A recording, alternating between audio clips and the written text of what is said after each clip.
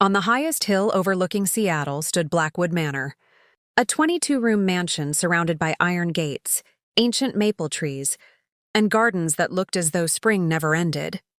Inside lived Ethan Blackwood, 42 years old, founder of one of America's largest technology companies and one of the country's youngest billionaires. Magazines admired his success. Television hosts called him a genius. Business schools studied his leadership. But none of them knew the truth. Every evening, after the staff had gone home, Ethan wandered through silent hallways where every room echoed with memories. Expensive paintings decorated the walls. Crystal chandeliers reflected golden light across polished marble floors. Yet the house felt empty. 5 years earlier, Ethan had lost his wife, Claire. During complications while giving birth to their first child, neither survived. The tragedy had shattered him. Since then, work became his hiding place. The company grew. His fortune doubled. His heart remained frozen. He trusted numbers more than people. He rarely smiled. His employees respected him. Few truly knew him. One Monday morning, his house manager knocked softly on the office door. "Mr. Blackwood." "Yes?" "Our new housekeeper arrived today." Without looking up from his laptop, Ethan replied, "Fine. She's a single mother." No response.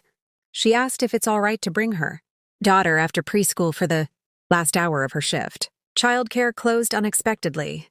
Ethan finally looked up. "I don't run a daycare." "I understand, sir." The manager turned to leave. After several seconds, Ethan sighed. "1 hour." "Yes, sir.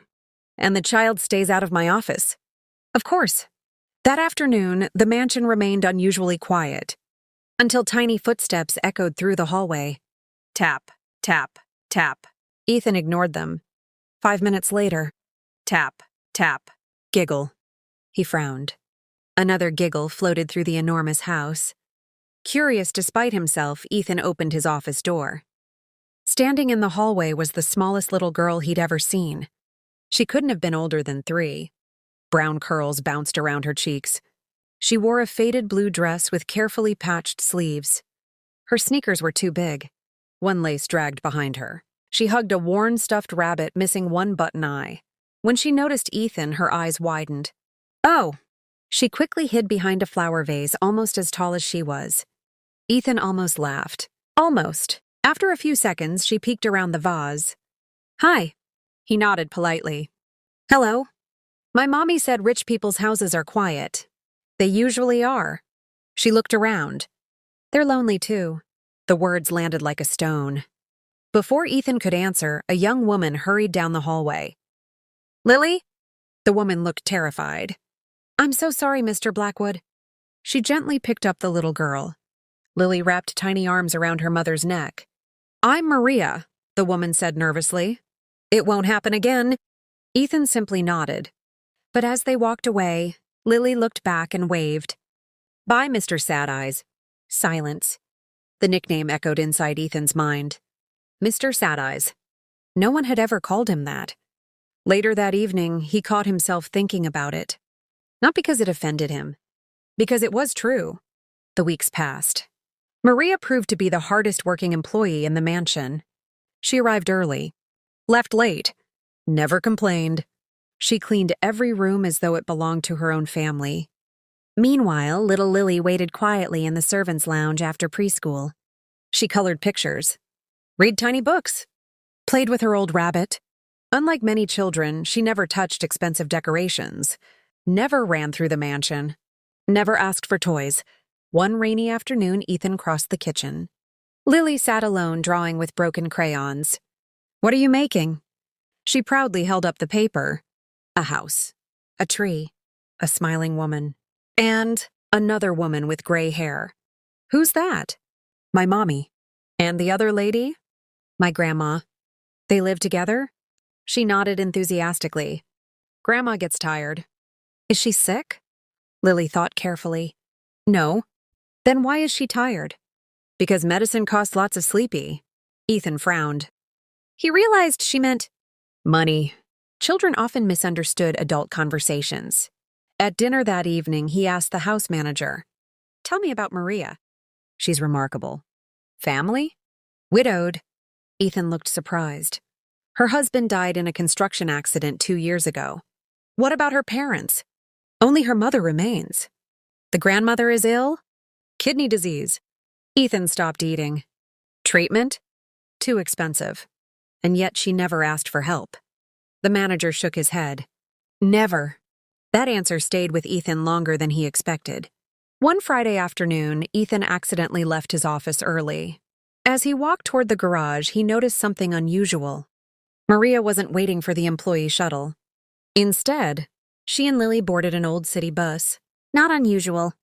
Except, instead of heading toward downtown apartments, the bus traveled into one of Seattle's poorest neighborhoods. Ethan watched through his windshield. His curiosity stirred. Where were they going? The next traffic light turned green. Without fully understanding why, he followed the bus. Not closely. Just far enough behind. He told himself it was coincidence. Nothing more. But deep inside, something about that tiny girl with patched sleeves and impossibly kind eyes had awakened. A part of his heart, he thought, had died years ago. He had no idea that before sunset, everything he believed about wealth, happiness, and family was about to change forever. Ethan kept a careful distance behind the city bus as it wound through Seattle's crowded streets. He wasn't proud of following Maria and little Lily, but something about the child lingered in his thoughts. It wasn't curiosity alone anymore. It was concern. After nearly 40 minutes, the bus stopped in a neighborhood far different from the one surrounding Blackwood Manor. The sidewalks were cracked. Several storefronts stood empty. Old brick apartment buildings leaned slightly with age. Maria stepped off the bus holding Lily's tiny hand. Ethan parked half a block away and watched. Instead of heading home, they walked to a small grocery store. Maria counted a few wrinkled dollar bills before buying only a loaf of bread, a carton of eggs, and a bag of rice. She quietly returned a carton of milk to the shelf after checking its price. Lily noticed. "It's okay, Mommy," she whispered with a smile. "Water is yummy too." Maria forced a smile, but Ethan could see the heartbreak in her eyes. His chest tightened. A woman who spent every day cleaning one of the richest homes in America couldn't afford milk for her little girl. When they left the store, Ethan expected them to walk toward an apartment. Instead, they turned into a narrow street lined with aging houses. At the very end stood a tiny white cottage with peeling paint and a sagging porch. Maria unlocked the front door. An elderly woman appeared slowly, leaning on a walker. Before Maria could even greet her, Lily ran forward. "Grandma!" The old woman's tired face immediately lit up. "My sunshine is home." Through the front window, Ethan watched the 3 generations embrace. There was no luxury, no expensive furniture, no grand fireplace. Only love. Real love. For the first time in years, Ethan felt jealous. Not of wealth, but of warmth. Just as he prepared to leave, something unexpected happened. Lily tugged on her mother's sleeve. "Can we go now?" Maria looked exhausted. "Sweetheart, Grandma needs dinner first." "Please, we promised." Maria hesitated, then nodded. A few minutes later, they left the cottage again. Ethan followed from a greater distance. They walked nearly 15 minutes until they reached a small homeless shelter beside an old church. Lily's face lit up with excitement. She ran inside carrying her worn stuffed rabbit. Moments later, she returned without it. Confused, Ethan stepped closer. An elderly volunteer smiled at the little girl. "You always bring a toy, don't you?" Lily nodded proudly. "Some kids don't have one. But that's your favorite rabbit. They need him today more than me." The volunteer knelt beside her. "You have the biggest heart I've ever seen." Lily simply shrugged. "My mommy says if God gives us one cookie, we can still share half." Ethan stood frozen behind a nearby tree. That rabbit had been held together with stitches and missing buttons. It was probably the only toy she owned, yet she gave it away without hesitation. His throat tightened. As they started walking home again, rain began to fall. Maria opened a small umbrella. She held it over Lily. Within seconds, Maria's own shoulders were soaked. Lily looked up. "Mommy." "Yes, sweetheart?" "When I'm big, I'll buy you a giant umbrella." Maria laughed softly. "I don't need one." "Why?" "Because I already have everything that matters." Lily wrapped both arms around her mother's waist. I love you. I love you more. Ethan quickly looked away. He suddenly remembered the last conversation he'd had with Claire before the accident. I don't care how rich we become, she had told him. Promise me our children will always know kindness comes before money. He had promised. But there had never been children. Only silence. Only work. Only loneliness. That night, Ethan couldn't sleep. The image of Lily leaving, her only stuffed rabbit at the shelter replayed over and over in his mind. At 2 a.m, he walked into one of the mansion's unused bedrooms. It had once been prepared for the baby he and Claire were expecting. Nothing had been touched since the funeral. A tiny crib still stood in the corner. Dust covered the rocking chair. A faded mobile hung above the crib. Ethan slowly picked up a small knitted blanket Claire had made herself. Tears filled his eyes. For 5 years he had locked away every memory. Now somehow, a little girl who owned almost nothing had unlocked a door inside his heart. He whispered into the empty room. I'm sorry, Claire. The silence answered him. The next Monday, Lily returned to Blackwood Manor as cheerful as ever. She skipped through the hallway carrying a paper bag. Ethan happened to pass by. What do you have there? He asked. She smiled proudly. Cookies. Did your mom bake them? She shook her head. Grandma did. She opened the bag. There are 4. She handed one to Ethan. He looked surprised. For me, she nodded. You looked hungry yesterday. He almost laughed. I wasn't hungry. She tilted her head. Maybe not in your tummy. She gently placed the cookie into his hand. But somewhere else. For several seconds, Ethan couldn't speak. No executive. No investor. No world leader had ever offered him something with such simple kindness. He looked at the homemade cookie. It wasn't perfectly shaped. One edge was slightly burned. To Ethan Blackwood, it felt priceless. As he watched Lily run back toward her mother, one thought echoed in his mind. He had followed the little girl expecting to uncover a secret. Instead, she was quietly exposing everything that was missing in his own life. The homemade cookie sat untouched on Ethan Blackwood's desk all morning. It wasn't because he didn't want to eat it. It was because every time he looked at it, he remembered Lily's words. Maybe not in your tummy. Somewhere else. She had somehow seen the emptiness he had spent years hiding from the world. Later that afternoon, Ethan called his assistant. Find out how much Maria earns. The assistant checked the payroll records. $43,000 a year, sir. Ethan frowned. Any overtime? She refuses to charge for it. What? She says she's grateful to have steady work. Ethan stared out the office window. A woman who could barely afford milk was refusing overtime pay. He quietly said, increase her salary. How much? Double it. The assistant smiled. I'll process it today. Ethan shook his head. No. The assistant looked confused. Don't tell her it came from me. The following Friday, Maria received her first paycheck with the increase. She stared at the amount in disbelief. There must be a mistake. The payroll manager simply smiled. The company reviewed staff salaries. Maria's eyes filled with tears. Are you sure? Very sure, she whispered. Thank God. That evening, she stopped by the grocery store. For the first time in months, she bought milk, fresh fruit, chicken, even a small chocolate cake. When Lily saw the groceries, she gasped. Mommy, is it my birthday? Maria laughed through happy tears. No, sweetheart. Then why cake? Because today, we have something to celebrate. From his car across the street, Ethan watched them carry the groceries home. He smiled for the first time in years. It wasn't a business victory. It wasn't another $1 million. It was simply watching a little girl hug a carton of milk as if it were treasure. A few days later, Ethan overheard a conversation in the mansion's laundry room. 2 employees were whispering, I heard Maria works a second job. Every night, she barely sleeps. She's paying for her mother's dialysis. Ethan stopped walking. Second job? That evening, he quietly followed Maria again. This time, after leaving Blackwood Manor, she didn't go home. She changed into a waitress uniform at a small family diner. From 6 in the evening until nearly midnight. She served tables, cleaned dishes, mopped floors. Then she caught the last bus home. She worked nearly 18 hours every day. No complaints. No excuses. Only determination. As Ethan watched through the restaurant window, he noticed Maria secretly wrap an untouched dinner roll in a napkin. When she reached home after midnight, she quietly placed it beside Lily's bed. The little girl smiled in her sleep.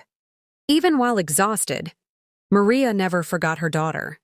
Ethan sat silently in his car.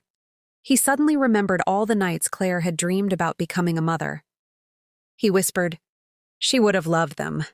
The next afternoon, Ethan arrived home earlier than usual. As he walked through the garden, he heard laughter. Lily was chasing butterflies across the lawn. The mansion's gardener, Mr. Harris, pretended to lose every race. "You got me again!" he laughed. "I told you I'm super fast." "You certainly are." Ethan stood watching. Lily noticed him. "Mr. Sad Eyes." She ran over with a bright smile. "Guess what?" "What?" "I made a wish." "What did you wish for?"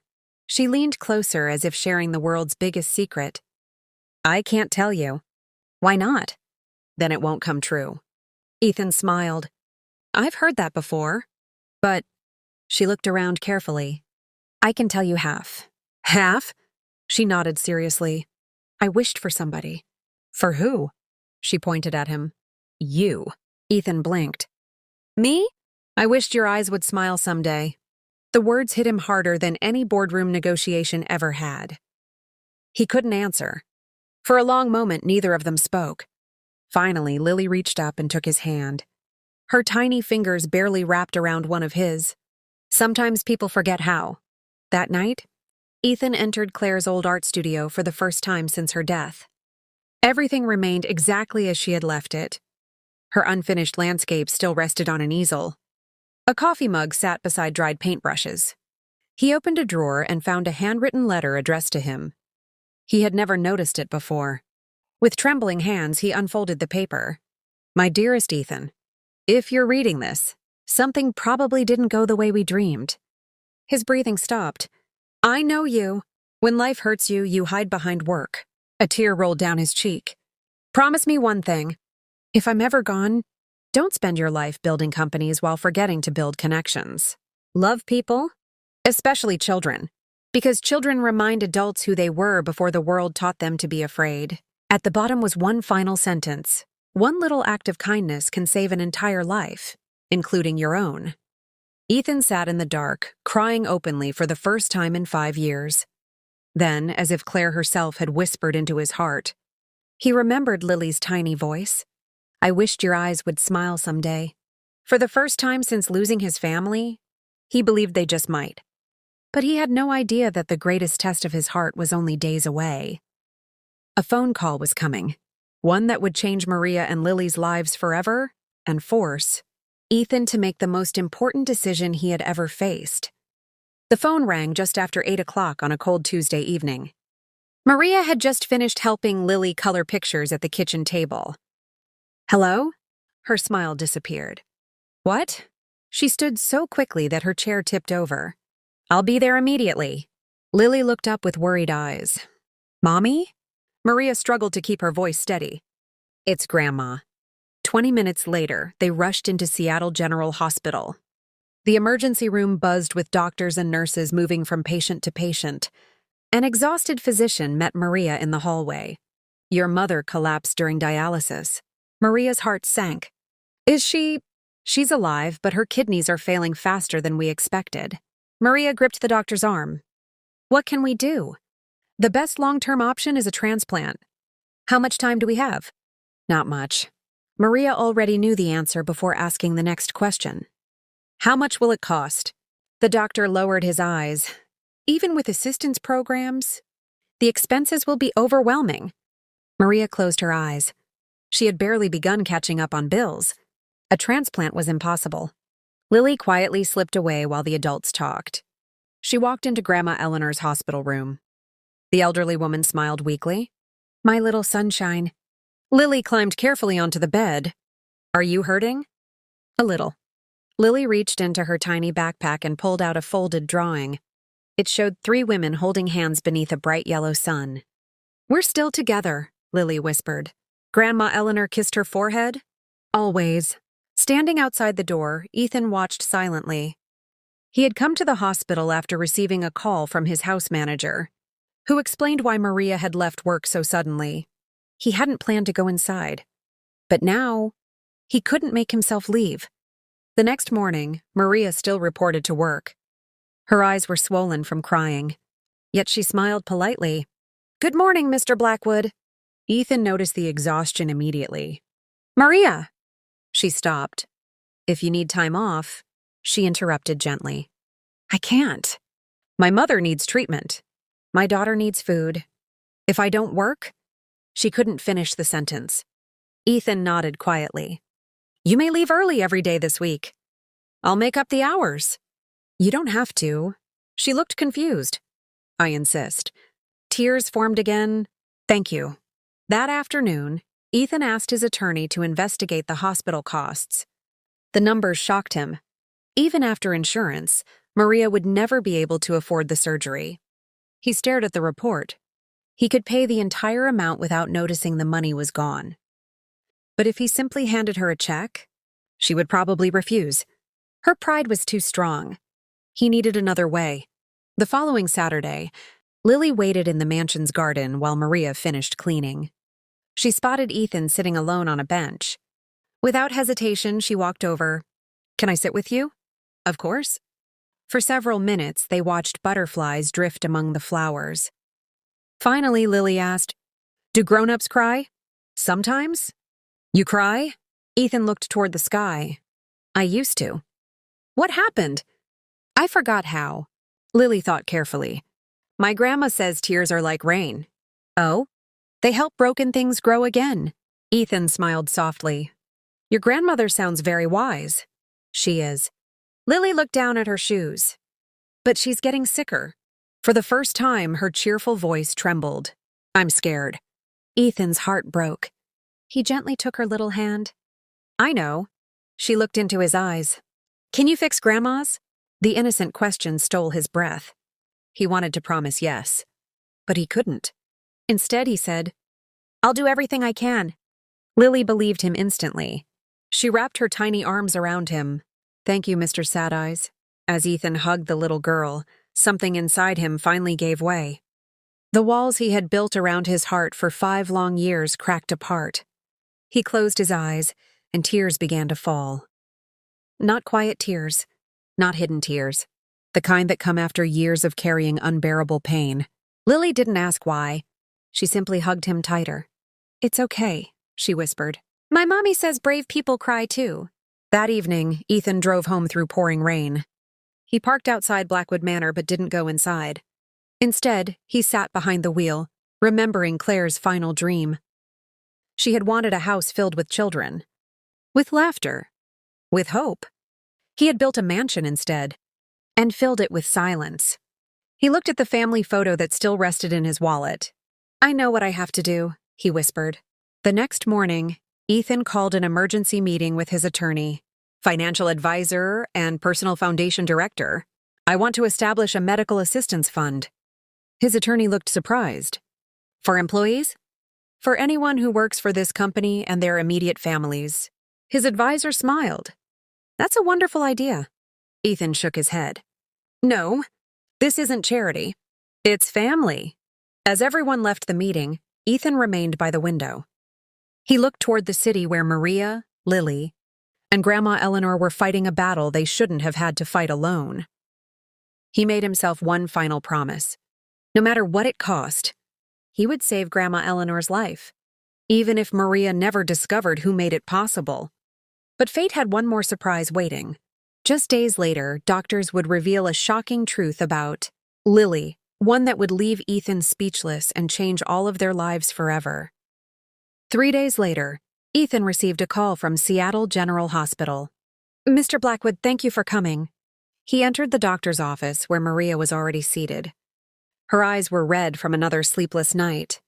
Dr. Parker folded his hands. "We've found a kidney donor for Mrs. Eleanor Ramirez." Maria gasped. "What?" "The donor wishes to remain anonymous." Tears instantly filled her eyes. Someone wants to save my mother? Yes. Maria covered her face and sobbed with relief. I don't even know how to thank them. Standing quietly beside the window, Ethan lowered his head. He had asked the hospital to keep his identity secret. This wasn't about recognition. It was about giving a family another chance. A week later, Grandma Eleanor's transplant surgery was successful. The doctors were optimistic. The kidney is functioning perfectly. Maria fell to her knees in the hospital chapel. Thank you, Lord. Lily hugged her tightly. Grandma's coming home. For the first time in months, hope replaced fear. The following Monday, Maria returned to work with a smile Ethan had never seen before. Mr. Blackwood. Yes? I don't know why life suddenly became kinder to us. But thank you for giving me time to be with my mother. Ethan simply nodded. I'm glad she's recovering. Maria smiled. I believe God sends angels when people need them most. Ethan looked away, afraid she might somehow read the truth in his eyes. That afternoon, Lily ran into the garden carrying a small flower she'd picked. Mr. Sad Eyes, he laughed softly. I think you need a new nickname. She giggled. I do? You haven't called me by my real name once. She thought for a moment. Okay, she smiled brightly. Mr. Ethan. I like that. She handed him the flower. This is for saving smiles. He looked puzzled. What do you mean? My grandma says some people save lives. She pointed at his heart. But she pointed at his heart. But some people save smiles. Ethan looked at the tiny wildflower in his hand. No expensive award he had ever received had felt as meaningful. Thank you, Lily. She hugged him before skipping back toward the mansion. That evening, Ethan couldn't stop thinking about her words. Some people save smiles. For years, he had measured success by profits, stock prices, and magazine covers. Now, a 3-year-old had given him a new definition. A few days later, Ethan attended the annual Blackwood Foundation board meeting. His executives presented plans to fund another technology research center. When they finished, Ethan quietly closed the folder.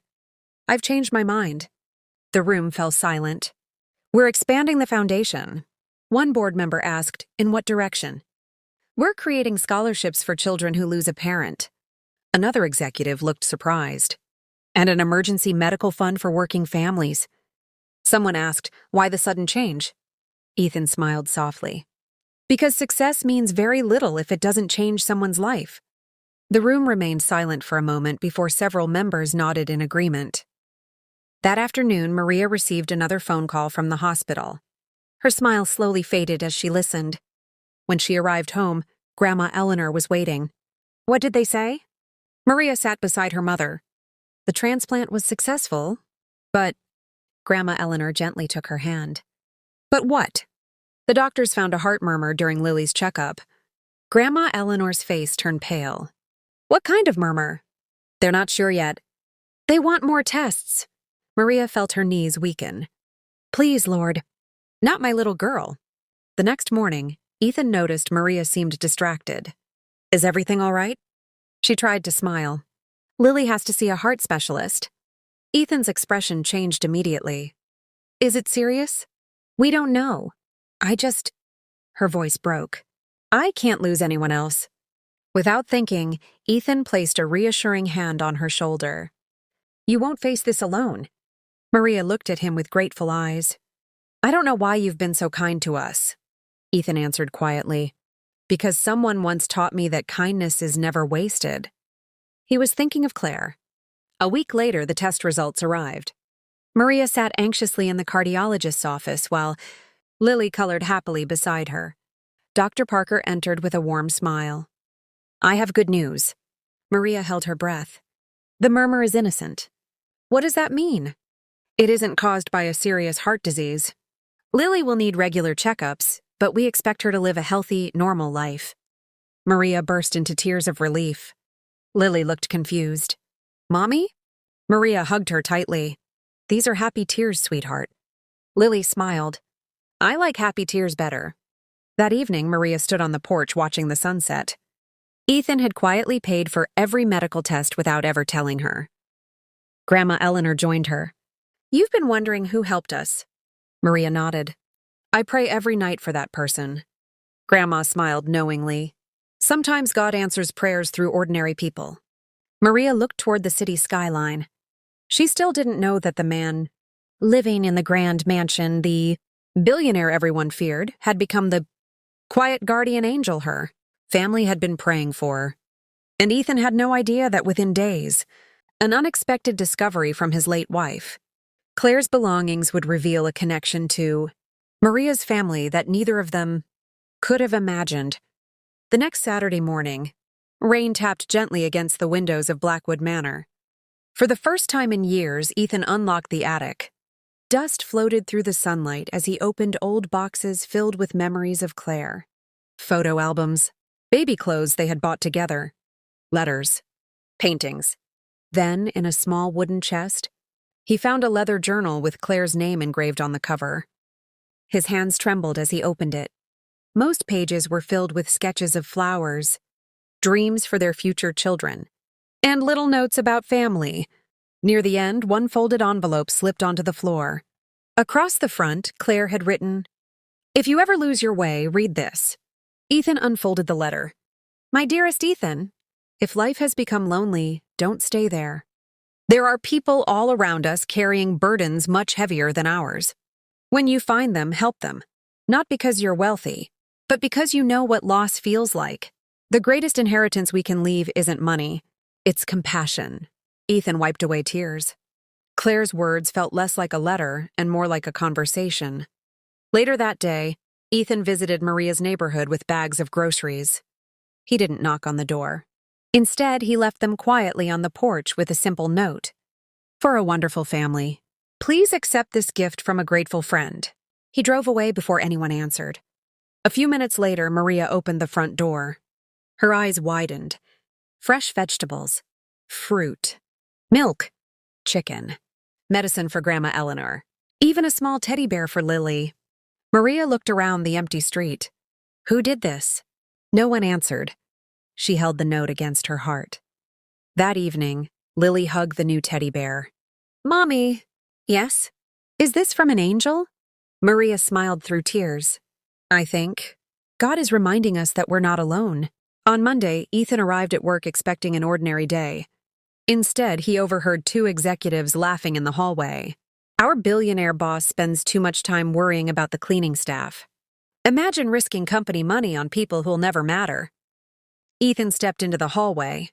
The laughter stopped instantly. He looked at them calmly. "You believe wealth makes someone important?" Neither man answered. Ethan continued. "The woman who cleans this house works harder in one day than many executives work in a week. And the little girl you're dismissing has taught me more about generosity than any business school ever could." The hallway fell silent. "If you can't respect every employee equally," he paused, "then you don't belong in this company." The two executives lowered their heads. "Yes, Mr. Blackwood." Word of the conversation spread through the company. Employees noticed something changing. The billionaire who had once been distant now greeted janitors by name. He ate lunch with interns. He visited departments he had ignored for years. The company wasn't just becoming more successful. It was becoming kinder. One afternoon, Ethan found Lily sitting beneath the old oak tree in the garden. She looked unusually quiet. "What are you thinking about?" She looked up. "My daddy?" Ethan sat beside her. "You miss him?" She nodded. "I don't remember his face very well." She looked at a tiny photograph she carried in her pocket. "I'm scared I'll forget him." Ethan's heart ached. "I understand."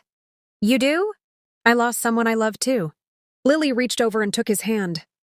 "Then maybe they're friends in heaven." A tear slipped down Ethan's cheek. "Maybe they are." That evening, Grandma Eleanor asked Maria a question. "Have you noticed how Mr. Blackwood looks at Lily?" Maria smiled. "He cares about her." Grandma nodded thoughtfully. "No, he loves her." Maria looked surprised. "He barely knows us." Grandma smiled gently. "Sometimes broken hearts recognize each other before people do." Maria didn't answer. But deep inside, she wondered if her mother was right. Meanwhile, Ethan stood in the nursery that had remained empty for 5 long years. For the first time, he opened the curtains. Sunlight filled the room. He smiled softly. The room no longer felt like a monument to grief. It felt like hope waiting for the right moment. And that moment was closer than he realized. Because in just a few days, a devastating accident would place Lily in grave danger, and Ethan would have to make a split-second decision that would change all of their lives forever. The first snowfall of December covered Seattle in white. Blackwood Manor looked like something from a Christmas postcard. Inside, the staff decorated the grand entrance with lights, wreaths, and a towering Christmas tree. Lily twirled happily beneath the sparkling branches. "It's so pretty." Maria smiled. "I've never seen a tree this big." Ethan walked into the foyer and found Lily staring at the highest ornament. "Do you want to help me put the star on top?" he asked. Her eyes grew wide. "Really?" He lifted her carefully into his arms. For a moment, the mansion echoed with her laughter, the kind of laughter Ethan had once dreamed would fill his home. As Lily placed the golden star on the tree, everyone applauded. Even the house staff wiped away tears. For the first time in years, Blackwood Manor felt like a home instead of a museum. Later that afternoon, Maria received an urgent phone call from the hospital. Grandma Eleanor had developed a high fever after her transplant. "I'll be there right away." She turned to Ethan. "I'm so sorry, Mr. Blackwood. Could Lily stay here for just an hour?" "Of course." Maria hugged her daughter. "I'll be back soon." "I love you, Mommy. I love you more." As the snow fell harder outside, Lily sat in the library drawing pictures while Ethan worked nearby. Suddenly, she looked out the window. A puppy! A tiny golden puppy was shivering near the front gate. Before Ethan could react, Lily quietly opened the front door. The puppy darted across the icy driveway. "Lily, wait!" She ran after it. At that exact moment, a delivery truck turned into the driveway. The driver hit the brakes, but the road was covered in ice. The truck began to slide. Everything happened in seconds.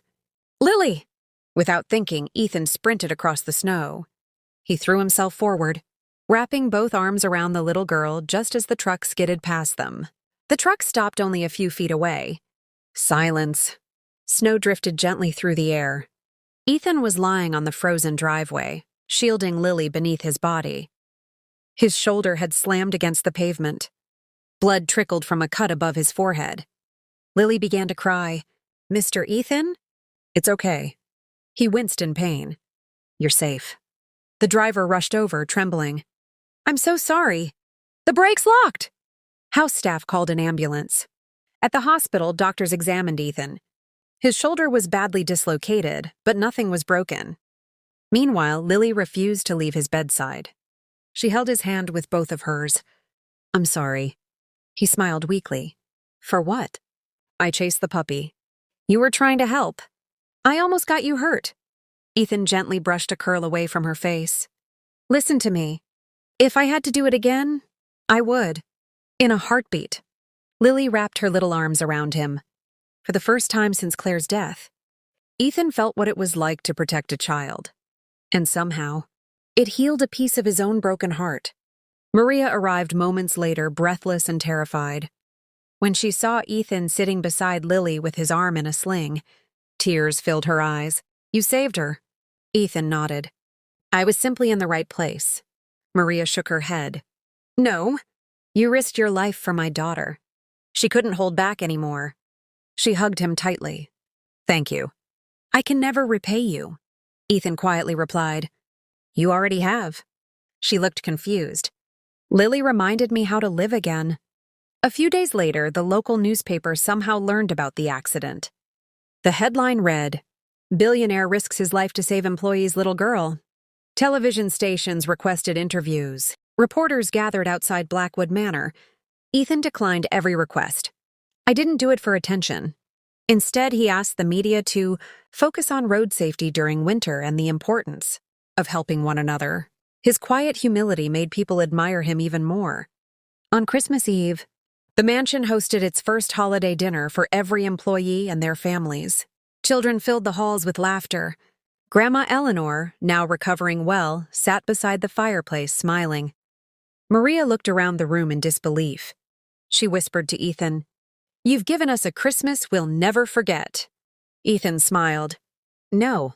He looked toward Lily, who was hanging another ornament on the tree. She gave it to all of us. Just then, Lily ran over carrying a small wrapped package. This is for you, Mr. Ethan. He carefully opened it. Inside was a simple wooden picture frame. It held a drawing of 4 people standing beneath a bright Christmas star. Lily, Maria, Grandma Eleanor, and him. Across the top, in crooked crayons, she had written, "Family isn't who you're born with. It's who loves you."